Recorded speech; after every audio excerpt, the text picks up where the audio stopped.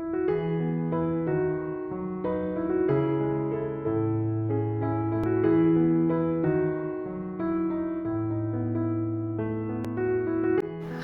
All, welcome back to Sai home vlog. எல்லோரும் எப்படி இருக்கீங்க? இன்றைக்கி ஒரு யூஸ்ஃபுல்லான vlog தான் உங்களோட ஷேர் பண்ணியிருக்கேன். நீங்கள் நம்ம சாய் ஹோம் vlog இது வரைக்கும் சப்ஸ்கிரைப் பண்ணலைன்னா மறக்காமல் சப்ஸ்கிரைப் பண்ணி வச்சுக்கோங்க. இது வரைக்கும் எனக்கு தொடர்ந்து சப்போர்ட் கொடுத்துட்டு வர எல்லா ஃப்ரெண்ட்ஸ்க்கும் ரொம்ப ரொம்ப நன்றி. வாங்க இப்போ நம்ம வீடியோக்குள்ளே போகலாம். மோஸ்ட்லி எங்கேயாவது வெளியே கிளம்புறோம், ஒரு 2 டேஸ் பிளானாக இருந்தாலும் ஃபஸ்ட்டு என் மைண்டுக்கு வர்றது வந்து டாகுக்கு ஏதாவது ரெடி பண்ணி வச்சுட்டு போகணும், பக்கத்தில் சொல்லிட்டு போகணும். அதுக்கப்புறம் வந்து பிளான்ட்டு 2 நாள் தானே அப்படின்னு சொல்கிறதால பிளான்ட்டுக்கெலாம் நம்மளே தண்ணி ஊற்றிட்டு போயிடலாம். எல்லாத்தையும் ஒரே இடத்துல வச்சுட்டு தண்ணி ஊற்றிட்டு போயிடணும். இன்டோர் பிளான்ட் மோஸ்ட்லி வந்து எடுத்து சிங்க்கு கிட்ட வச்சுடுவேன். ஸோ மீதி வெளியே இருக்க பிளான்ட்டெல்லாம் ஒரே இடத்துல வச்சு கொஞ்சமாக ஒரு 2 நாளுக்கு தங்குற மாதிரி வந்து தண்ணி ஊற்றி வச்சுட்டு போயிடுவேன். மோஸ்ட்லி கொக்கோ பீட் தான் ஆட் பண்ணியிருக்கன்றதால 2 நாளுக்கு தாராளமாகவே தாங்கும். இல்லைனா நம்ம தண்ணி ஊற்றாமல் போயிட்டோன்னா மைண்டு ஃபுல்லாக இங்கேயே தான் இருக்கும். அதே மாதிரி வந்து உருளியும் கொஞ்சம் பூ வந்து காஞ்சி போயிருந்தது. ஸோ அதையுமே எடுத்துகிட்டு அழகாக போட்டு வச்சாச்சு. எனக்கு ரீசன்ட் டேஸில் வந்து பார்த்திங்கன்னா இந்த மாதிரி வேலை செய்யும்போது அந்த வேலை செய்கிற ஒரு இதுவே தெரியாது. மைண்டுக்கு ரொம்ப பீஸ்ஃபுல்லாக ரொம்ப ஒரு மாதிரி நல்லாயிருக்கும். அதனால் வந்து நானே வாண்டடாக வந்து ஒரு 2 டேஸ்க்கு ஒன்ஸ் அந்த மாதிரி வந்து போய் இதெல்லாம் வந்து எடுத்து செஞ்சிட்ருப்பேன்.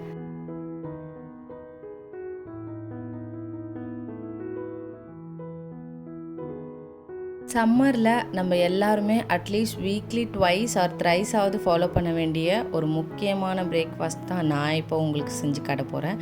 இது ரொம்பவே சிம்பிள் தான். இதுக்காக பெருசாக எதுவும் மெனக்கட வேணாம். வீட்டில் எக்ஸ்ட்ரா நம்ம சாதம் வடிக்கும்போது கொஞ்சம் எக்ஸ்ட்ரா போட்டு வடிக்கணும். நெக்ஸ்ட் டேக்கு கொஞ்சம் வந்து சாதம் வந்து வர மாதிரி அதை நைட்டே வந்து நல்லா வந்து தண்ணி ஊற்றி வச்சிடணும். எல்லாருக்குமே கண்டிப்பாக தெரிஞ்சிருக்கும் இது எவ்வளோ நல்லதுன்னு சொல்லி எல்லா டாக்டர்ஸும் வந்து அவ்வளோ சொல்லிகிட்டு இருக்காங்க. இதில் வந்து நம்ம ப்ரோபயோட்டிக் நிறையா இருக்கிறதால மார்னிங் நம்ம எம்டி ஸ்டமக்கில் இதை எடுக்கும்போது நம்ம கட் ஹெல்த்துக்கு ரொம்பவே வந்து ஹெல்ப்ஃபுல்லாக இருக்கும். ஃபஸ்ட்டு நம்ம நைட்டே ஊற வச்ச அந்த சாதத்தை வந்து கொஞ்சமாக எடுத்து போட்டுக்கணும் அண்ட் கொஞ்சமாக வந்து தண்ணி விட்டுக்கணும். அதுக்கப்புறம் வீட்டிலே ரெடி பண்ண கெட்டியான தயிர் வந்து அது எவ்வளோ சாதம் எடுத்துருக்கோமோ அதுக்கு ஏற்ற மாதிரி போட்டுக்கணும். அண்ட் உப்பு அது கூட போட்டுட்டு மிக்சியில் கொஞ்சம் நல்லா தண்ணியாக இருக்கிற மாதிரி அரைச்சி எடுத்துக்கணும். அதாவது குடிக்கிறதுக்கு ஈஸியாக இருக்கிற மாதிரி. இந்த மாதிரி நீங்கள் அப்படியே கொடுத்தீங்கன்னா குழந்தைங்க ஈஸியாக குடிப்பாங்க. லைட்டாக வந்து மோரே கொஞ்சம் திக்காக குடிக்கிற மாதிரி தான் இருக்கும். ஸோ அந்த அளவுக்கு நீங்கள் அரைச்சி அப்படியே கொடுத்தீங்கன்னா நல்லா உடம்ப நல்லா கூலிங்காக வச்சுக்கும். சூப்பராக இருக்கும். வெயிலுக்கு கண்டிப்பாக ட்ரை பண்ணுங்கள். உங்கள் வீட்டில் பழைய சாதம் அப்படியே சாப்பிடுவாங்கன்னா அந்த தண்ணியோடு சேர்த்து அப்படியே சாப்பிட்றது ரொம்ப நல்லது. இல்லை அந்த மாதிரி என் குழந்தைங்களாம் சாப்பிட மாட்டாங்கன்னா நீங்கள் இந்த மாதிரி கொடுத்து பாருங்கள், கண்டிப்பாக வந்து சாப்பிடுவாங்க. அது மட்டும் இல்லாமல் நீங்கள் அந்த ஊற வைக்கிறீங்கள சாதத்தை, அந்த தண்ணி வந்து ரொம்ப ரொம்ப நல்லது. சப்போஸ் இதை அவங்களுக்கு பிடிக்காட்டாலும் இந்த தண்ணியாவது மார்னிங் எழுந்திரிச்சதுக்கப்புறமா ஒரு கிளாஸில் உப்பு போட்டு கொடுத்துருங்க. இது வீக்லி ஒரு 2 தடவையாவது நான் வந்து என்னோடய கிட்ஸுக்கு வந்து ஃபாலோ பண்ணிகிட்ருக்கேன். எக்ஸ்பெஷலி சம்மரில் கண்டிப்பாக வந்து இதை ட்ரை பண்ணுவேன். எப்போ பார்த்தாலும் தோசை இட்லி இந்த மாதிரி காலையில் பசங்களுக்கு கொடுக்கறத விட அட்லீஸ்ட் இந்த மாதிரி இந்த சம்மர்லேயாவது இந்த மாதிரி நம்ம கொடுத்து பழகணுன்னா கொஞ்சம் சீக்கிரமாகவே நம்ம லஞ்சும் வந்து ரெடி பண்ணி கொடுத்துடலாம். அண்ட் இது அவங்களுக்கு கொஞ்சம் ஃபில்லிங்காகவும் இருக்கும். அண்ட் அவங்க கட் ஹெல்த்துக்கும் ரொம்ப ரொம்ப நல்லது. கண்டிப்பாக ட்ரை பண்ணுங்கள். நீங்கள் சென்னையில் இருந்தீங்கன்னா கண்டிப்பாக தெரிஞ்சிருக்கும். இந்த வீக்கில் ஒரு நாள் வந்து பார்த்திங்கன்னா சடனாக வந்து ஒரு வெதர் வந்து அப்படியே சேஞ்ச் ஆச்சு. நல்ல வெயில் இருந்தது. சடனாக வந்து அப்படியே ஃபுல்லாக இருட்டிட்டு செம்மையான காற்று. ஆஹா, இந்த மாதிரி ஒரு சீசனில் இப்படி ஒரு வெதர் அப்படின்னு சொல்லி மிஸ் பண்ணவே கூடாதுன்னு சொல்லிட்டு நானும் ஹஸ்பண்டும் வந்து மாடிக்கு வந்து போயிட்டோம் ஷூட் பண்ணலாம் அப்படின்னு சொல்லிட்டு. கூழாங்கல் கூவுகின்ற கானம் போதாதே, கூசாமல் கூடுகின்ற நாணம் போதாதே, 90 ஆண்டுகள் நீ கேட்கிறாய், ஜென்மங்கள் 1000 போதாதடா, நம் கனவை செதுக்க பேரண்டம் போதாதடா, இவ்வுலகில் இருக்கும் தெய்வங்கள் போதாதடா, குட்டி குட்டி கோவம் கொண்டு கட்டி முட்டி மோதிக்கொண்டு திட்டி திட்டி தீர்த்த பின்னும் போதவில்லையே போதவில்லையே, உன்னை போல போதை ஏதும் இல்லையே. இந்த சாங் உங்களை கெஸ் பண்ண சொல்லலான்னு தான் நினச்சேன். பட் இது ரொம்ப பழைய சாங்கு. அதுவும் இல்லாமல் நிறைய பேருக்கு தெரியுமா என்னன்னு தெரியல. அதனால தான் வந்து ஸ்டார்டிங் லைனும் பாடிட்டேன். அண்ட் குயிக்காக இப்போ ஒரு சட்னி ரெசிபி பார்த்துடலாம். இது வந்து பிரியாணி சட்னி அப்படின்னு வந்து நாங்கள் பேர் வச்சுருக்கோம். இது வந்து ஹஸ்பண்ட் வந்து முந்தின நாள் வந்து ட்ரை பண்ணார் கொஞ்சமான அமௌண்ட் குவான்டிட்டியில். அது வந்து பசங்களுக்கு ரொம்ப பிடிச்சிருச்சு. ஸோ அதனால் வந்து இதை ஒரு வீடியோவாக போட்டுடலாம் அப்படின்னு சொல்லிட்டு நான் நெக்ஸ்ட் டே ட்ரை பண்ணது தான் இது. எனக்குமே இந்த டேஸ்ட்டு பிடிக்காது, இது எப்படி வருமோ அப்படின்னு தான் நினச்சேன். பட் டேஸ்ட் பண்ணி பார்த்தா நல்லாவே இருந்தது. அதனால தான் உங்களுக்கும் ஷேர் பண்ணுறேன். ஃபஸ்ட்டு எண்ணெயில் 2 துண்டு பட்டை, ஒரு 3 கிராம்பு வந்து சேர்த்துக்கோங்க. அது கூட வந்து கொஞ்சமாக வந்து உளுந்து வந்து ஆட் பண்ணிக்கோங்க. உளுந்து சேர்த்ததுக்கப்புறமா கொஞ்சம் வதக்கிட்டே இருங்க. அப்படி இல்லைன்னா வந்து அது ரொம்ப வந்து கரிஞ்சிடும். ஸோ அது லைட்டாக வந்து கோல்டன் ப்ரௌன் ஆனதுக்கப்புறமே வந்து இது எல்லாத்தையும் ஒரு பாத்திரத்துக்கு ட்ரான்ஸ்ஃபர் பண்ணிவிடுங்க. அண்ட் இந்த சட்னிக்கு கொஞ்சம் நிறைய பூண்டு இருந்தால் நல்லாயிருக்கும் டேஸ்ட்டு. அதே மாதிரி பழுத்த தக்காளியாக வந்து பார்த்து எடுத்துக்கோங்க. இப்போ இதெல்லாமே ட்ரான்ஸ்ஃபர் பண்ணிவிட்டு அதே கடாயிலே வந்து நான் ஃபஸ்ட்டு பூண்டை வந்து போட்டுக்கிறேன். அண்ட் அது கூடவே வந்து இஞ்சி அதுவும் வந்து சேர்த்துக்கலாம். இஞ்சி வந்து ஒரு துண்டு இருந்தால் போதும். அதுவும் சேர்த்துட்டு ரெண்டுத்தையும் வந்து லைட்டாக வந்து வதக்கிக்கலாம். அதுக்கப்புறம் வந்து காஞ்ச மிளகா உங்கள் காரத்துக்கு ஏற்ற மாதிரி சேர்த்துக்கோங்க. நான் வந்து நிறைய பூண்டு அண்ட் தக்காளிலாம் சேர்க்குறதால காஞ்ச மிளகா வந்து ஒரு 10-15 வந்து சேர்த்துருக்கேன். எங்களுக்கு வந்து கொஞ்சம் காரம் நல்லா சுல்லுன்னு இருந்தால் தான் பிடிக்கும். அதுவும் இல்லாமல் தக்காளிலாம் வேறு சேர்க்குறோம், புளிப்பாக இருக்க போது, புளியும் வேறு சேர்க்க போகிறோம் அப்படின்றதால கொஞ்சம் காரம் வந்து தூக்கலாகவே வந்து நான் சேர்த்துக்கிறேன். உங்களுக்கு தேவையான அளவுக்கு வந்து நீங்கள் சேர்த்துக்கோங்க. இது 3 லைட்டாக வதங்கினதுக்கப்புறமா வந்து ஒரு பீஸ் வந்து புளி வந்து சேர்த்துக்கலாம் இதில். ஸோ இதெல்லாமே சேர்த்து நல்லா வதக்கிட்டு அதுக்கப்புறமா வந்து கட் பண்ணி வச்சுருக்கேன் ஒரே ஒரு பெரிய வெங்காயம், அதை வந்து இது கூட சேர்த்துக்கிறேன். அண்ட் இதுவும் லைட்டாக வதங்கினதுக்கப்புறமா வந்து நம்ம கட் பண்ணி வச்சுருக்க தக்காளி இருக்குல்ல, அதை வந்து இதில் சேர்த்துக்கலாம். நான் வந்து ஒரு 5-6 தக்காளி வந்து நல்லா பழமாக பார்த்து சேர்த்துருக்கேன்.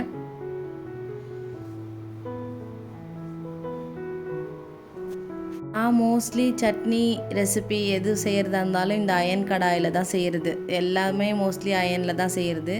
சில டிஷ் இந்த க்ரீனாக இந்த கீரை அதெல்லாம் மட்டும்தான் வந்து ஸ்டெயின்லெஸ் ஸ்டீலில் செய்கிறது. மற்றது எல்லாமே வந்து அயன் கடாயில் தான் செய்கிறது. நம்ம இதில் செஞ்சுட்டு உடனே வந்து மாற்றி வச்சிட்டோன்னா கலர் வந்து பிளாக் ஆகாது.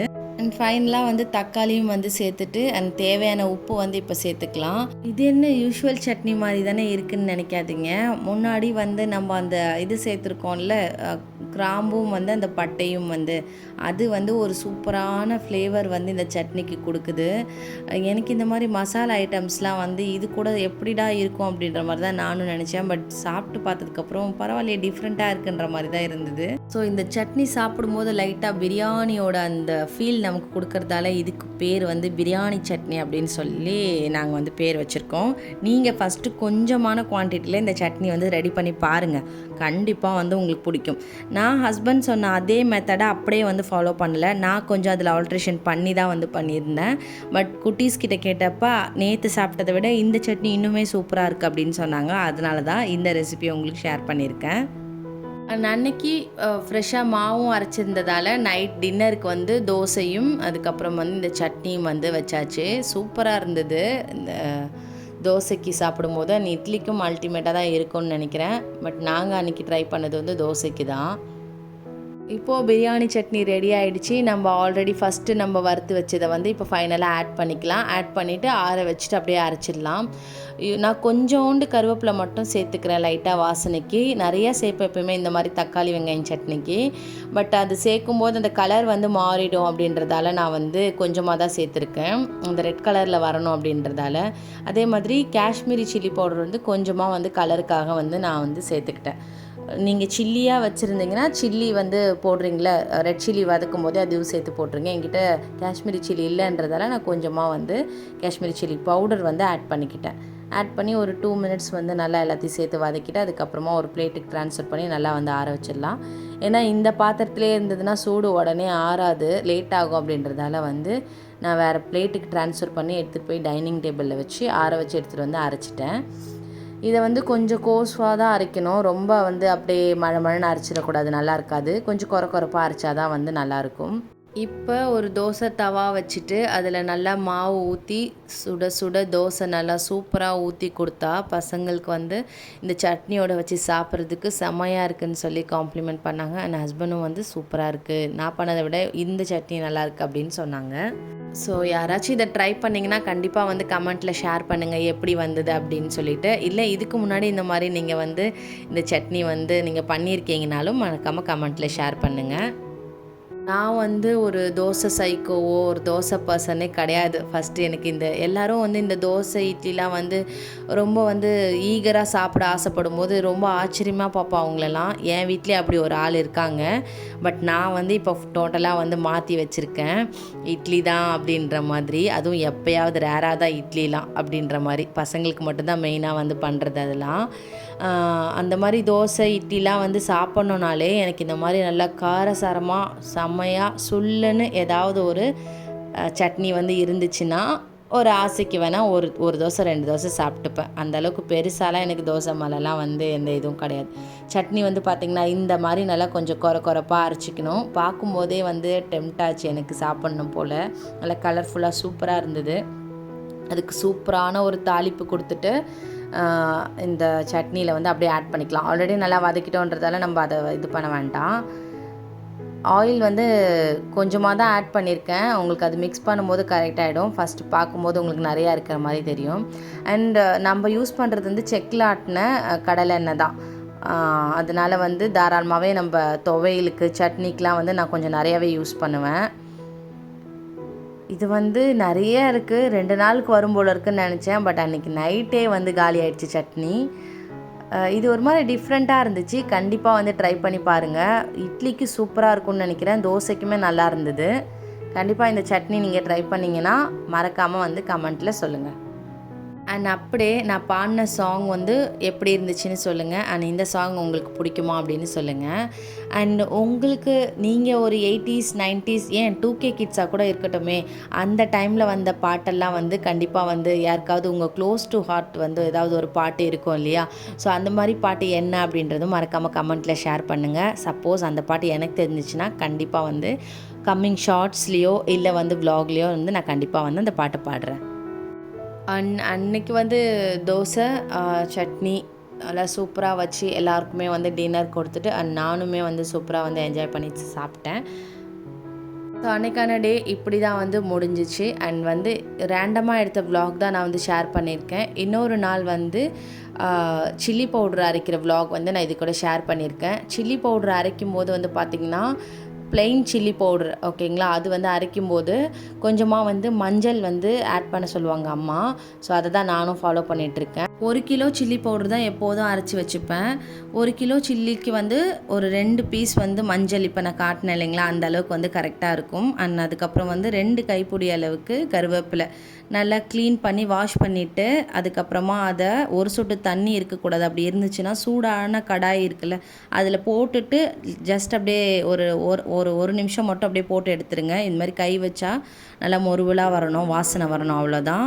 கருகிடுச்சுன்னா அந்த கருகின வாசனை தான் தூள்லேயும் வரும். அதனால் கேர்ஃபுல்லாக பார்த்துக்கோங்க. சில்லி பவுட்ரு வந்து நீங்கள் ப்ளெயினாக அரைப்பீங்கன்னா 1 டைம் வந்து இந்த மாதிரி ட்ரை பண்ணி பாருங்கள்.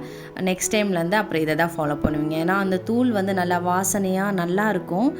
அண்ட் வந்து மிளகாவும் வந்து பார்த்திங்கன்னா காம்பெல்லாம் எடுத்துகிட்டு நம்ம வந்து அரைச்சோன்னா அதோட கலர் வந்து இன்னும் நல்லாயிருக்கும் அப்படின்னு சொல்கிறாங்க. பட் நம்மளால் 1 கிலோக்கெலாம் உட்காந்து எடுக்கிறது ரொம்ப கஷ்டம். அதனால் வந்து அது நம்மளால் ஃபாலோ பண்ண முடியாது. ஸோ அட்லீஸ்ட் நம்ம இந்த கருவேப்பிலை மஞ்சள்லாம் சேர்த்து அரைக்கும் போது இன்னும் கொஞ்சம் வாசனை நல்லாயிருக்கும் அப்படின்றதால தான் வந்து அது சேர்த்து அரைக்கிறது.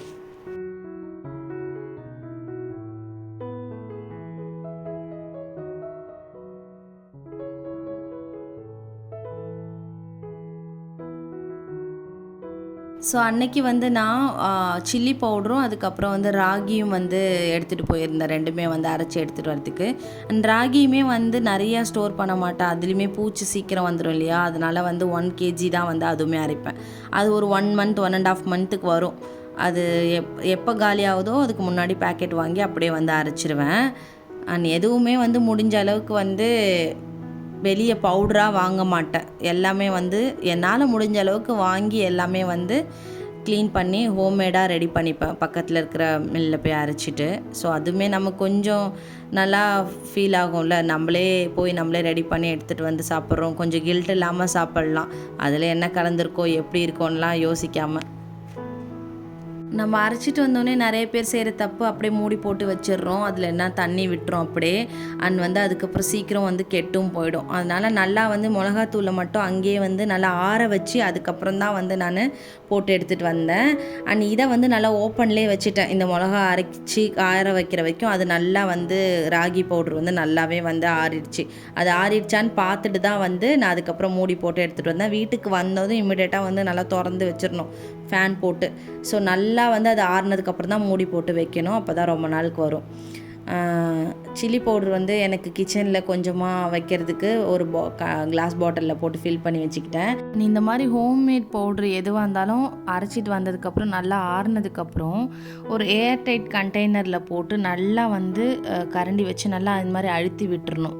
அது நான் அந்த பல்காக ஸ்டோர் பண்ணுறோம்ல ஏர்டைட் கண்டெய்னர், அதில் சொல்கிறேன். நல்லா இந்த மாதிரி அழுத்திட்டோன்னா காற்று நல்லா போகாமல் அண்ட் அடிக்கடி நம்ம திறக்க வேண்டிய அவசியம் இல்லை. ஏன்னா நம்ம தேவையானது தனியாக ஒரு பாத்திரத்தில் போட்டு வச்சுக்க போகிறோம். ஸோ அதை தான் நம்ம அடிக்கடி ஓப்பன் பண்ணி யூஸ் பண்ண போகிறோம். ஸோ இங்கே பல்காக வச்சுருக்கிறது நம்ம ரீஃபில் பண்ணுறதுக்கு மட்டும் எடுத்துக்கணும்.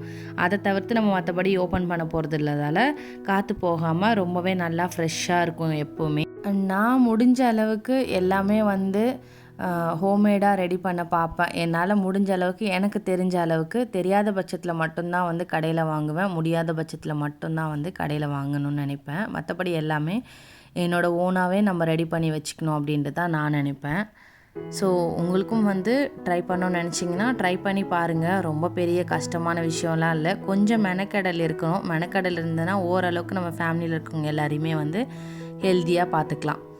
அந்த அன்னைக்கு கொஞ்சம் நாங்கள் வெளியே போக வேண்டியது இருந்துச்சு. ஸோ ஹஸ்பண்ட் இருக்கிற இடத்துக்கு நாங்கள் போனோம். அதுக்கப்புறம் தான் அங்கேருந்து எங்களோட ஜேர்னி ஸ்டார்ட் ஆகுது.